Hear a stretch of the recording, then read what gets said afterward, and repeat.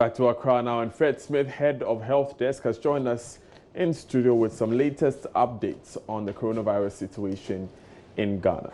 Fred, let's begin with the local situation. We'll go global soon, but what's the latest in Ghana?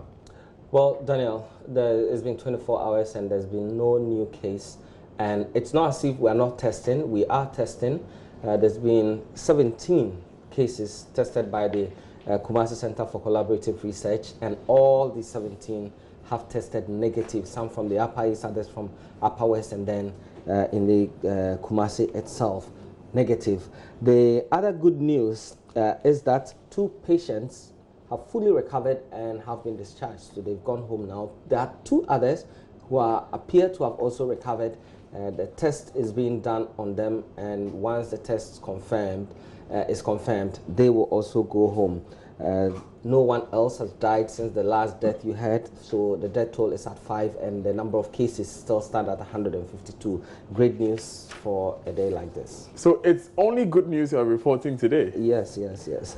Interesting. Thank you very much, Fred Smith. Now, before we move even to the global picture, we say that tests are being carried out in Kumasi and in Accra as well. Do we know the number in Accra? Do we know the protocols that are being followed?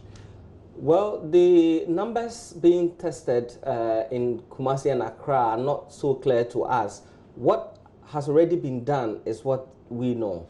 Okay. And that will be the 17 that has been done so yesterday. far.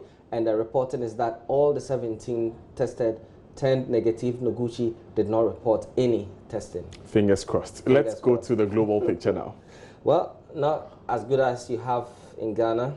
The cases continue to rise, and so far more than 735 persons have contracted the disease, and 35,000, almost 35,000 have died.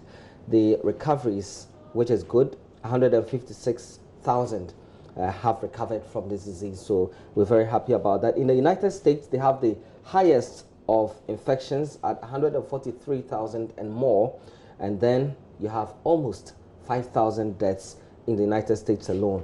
And as you may have heard on the international wires, some states have already started imposing restrictions, or if you like, lockdowns in those states. The story is completely different in China. Now, the Chinese government announced today that nearly all of its major industrial companies are resuming production today, which is also great news. And if we're able to replicate this in the rest of the world, fantastic. Fingers crossed, like we said. Thank you very much, Fred Smith. It's a day to smile, at least on the local picture.